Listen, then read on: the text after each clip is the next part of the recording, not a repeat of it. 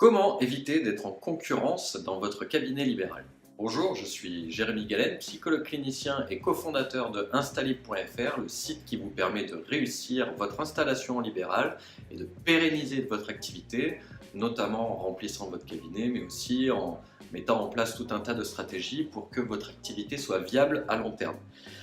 Aujourd'hui, je voulais parler avec vous de quelque chose que j'ai repéré déjà avant d'avoir créé Installib, et même, je dirais, avant de m'être installé en libéral, puisque c'est quelque chose que je vivais moi-même, c'est le fait de vivre les autres professionnels de santé comme des concurrents. Et le fait que c'est complètement une erreur de pensée. C'est complètement une erreur de pensée, et alors je vais beaucoup lire mes notes parce qu'il y a beaucoup de points que je veux aborder sur le terme de la concurrence et sur, après, ce qu'on va voir comme étant la solution à cette problématique-là. Le fait est que c'est complètement dépassé aujourd'hui de se sentir en concurrence avec les autres professionnels. Quand bien même, moi en tant que professionnel, en tant que psychologue, psychothérapeute, de me sentir en concurrence avec d'autres psychologues, avec d'autres thérapeutes, ce serait complètement stupide. De même que quand je me suis lancé, j'avais beaucoup de mal à me dire que comment est-ce que je vais faire en libéral dans la mesure où les psychiatres, eux, sont remboursés. Pourquoi est-ce que les gens viendraient voir un psychologue qui ne l'est pas? Tout ça, c'est des questions qu'il faut arriver à dépasser quand on se lance en libéral, que l'on soit psychologue ou autre. Il y a d'autres sortes de thérapeutes qui, eux aussi, ont ce complexe d'infériorité par rapport à d'autres professionnels, quand c'est, quelle que soit la discipline, comment on appelle ça déjà, les psychomotriciennes aussi vont avoir des difficultés à se dire: est-ce que, alors que la plupart des psychomotriciens travaillent en institution, est-ce que moi en libéral je vais réussir ou quoi que ce soit? Il y a tout un tas de pensées comme ça qui sont complètement dépassées.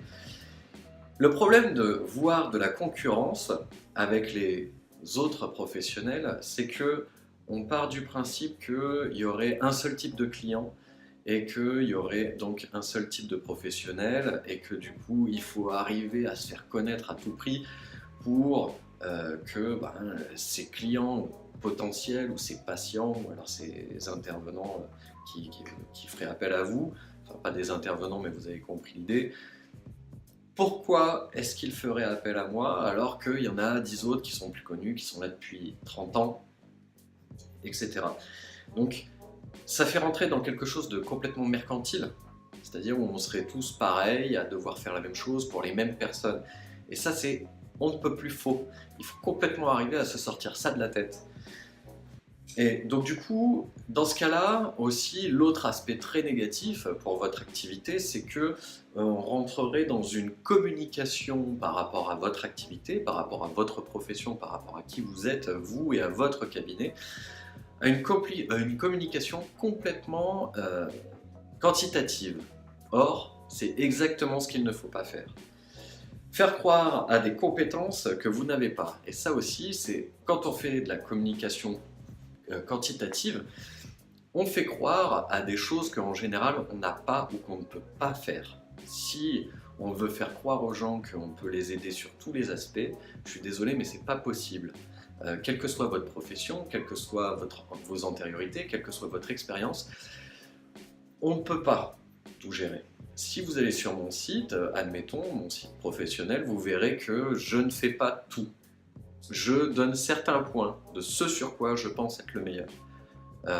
Être le meilleur, moi, en tant que professionnel, et je ne parle pas des domaines où je pense être le plus nul. Donc, voilà. S'obstiner aussi avec un patient, c'est-à-dire que quand on est concurrent, quelqu'un qui vient dans votre bureau, vous allez certainement chercher à vous obstiner à ce qu'il soit à lui mettre de la poudre aux yeux, à lui faire avoir l'idée que vous avez été vraiment très bon avec lui ou quoi que ce soit, et là vous faites plus du tout votre boulot.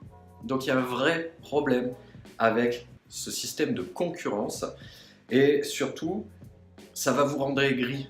en tant que professionnel. Parce que à chaque fois que vous allez voir un autre professionnel qui lui réussit, vous allez vous dire que c'est pas normal, que lui c'est parce que si, c'est parce que ça. Vous allez élaborer des hypothèses sur la réussite de votre confrère qui sont fausses. Et là, vous avez vu que déjà, je donne la réponse à ce système de concurrence, c'est le fait d'avoir des confrères et des consoeurs. Et j'aimerais que vous preniez conscience du fait que si vous êtes avec des concurrents, vous êtes perpétuellement en compétition.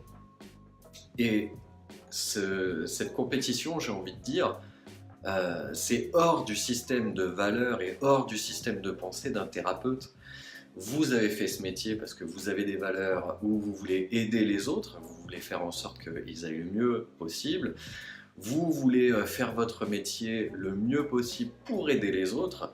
Donc la compétition comme ça sans cesse, c'est pas quelque chose qui va vous être bénéfique sur le long terme.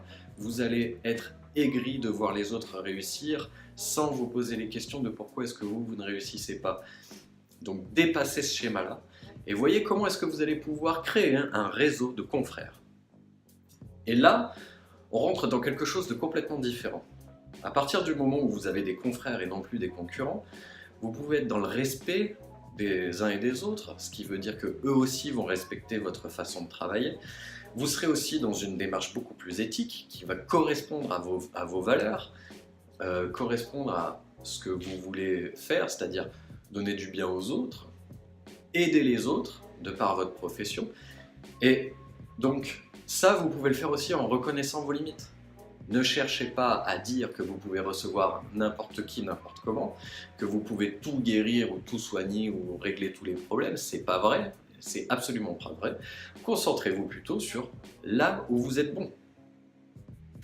Ce qui fait que vous allez avoir une communication qui va être beaucoup plus qualitative. Et c'est ça qu'on veut mettre en place chez Instalib, c'est vous aider à trouver quelle est la bonne communication pour faire valoir votre compétence, votre expertise, là où vous êtes le meilleur et que vos confrères le sachent et que du coup vos confrères vont pouvoir, grâce à un système de choses qu'on va leur faire entendre quand on va les rencontrer, exactement leur dire ce qu'ils ont envie et besoin d'entendre pour qu'ils aient envie, eux, de prendre dans votre réseau et de pouvoir justement orienter les bons patients vers vous parce qu'ils savent que vous serez le meilleur là-dedans, le ou la meilleure. Donc il ne faut pas hésiter à déléguer quand on est en concurrence, on ne délègue pas quand on est avec des confrères, on va toujours déléguer vers la bonne personne. Et ça, c'est fondamental. Donc tout ça, c'est vraiment tout un système de valeurs, de pensée, de communication éthique que souhaite vous transmettre Instalib. Et tout ça, bien évidemment, ça va jouer sur des retombées positives pour vous. Vous serez beaucoup plus serein dans votre pratique. Vous regarderez les autres comme voilà, des personnes qui peuvent vous amener des patients de qualité, des patients, non pas qu'il y en ait des patients qui ne soient pas de bonne qualité. Ce que je veux dire par là, c'est des patients de qualité par rapport à votre expertise. Voilà tout ce qu'on veut mettre en place. Et vous serez serein. Et un professionnel qui est serein parce qu'il n'a pas de soucis à se faire sur sa compétence, de soucis à se faire sur une espèce de concurrence, un professionnel qui n'a pas de soucis à se faire sur sa salle d'attente, de comment est-ce qu'elle se remplit, il sait que son agenda est rempli, c'est un professionnel qui est serein et qui est disponible pour ses patients, pour leur venir en aide, pour donner ce qu'il a de mieux.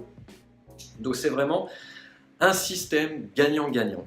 Et c'est vraiment ça que vous devez intégrer. Soyez dans une optique gagnant-gagnant, cessez de penser que vous êtes en compétition avec d'autres professionnels de santé. Vous êtes une pièce de plus en fait dans cette chaîne qui est là pour aider les gens et vous êtes un maillon important. Si tout ce que je vous dis, ça vous parle et que vous aussi, vous souhaitez communiquer de façon éthique pour remplir votre cabinet et vous créer un réseau stable, un réseau fiable de professionnels, je vous laisse cliquer sur le lien là-dessous. Téléchargez déjà gratuitement votre kit d'installation, votre guide d'installation, pardon, qui se trouve aussi bien en PDF qu'en vidéo. C'est complémentaire. Je vous dis à très bientôt sur instalib.fr.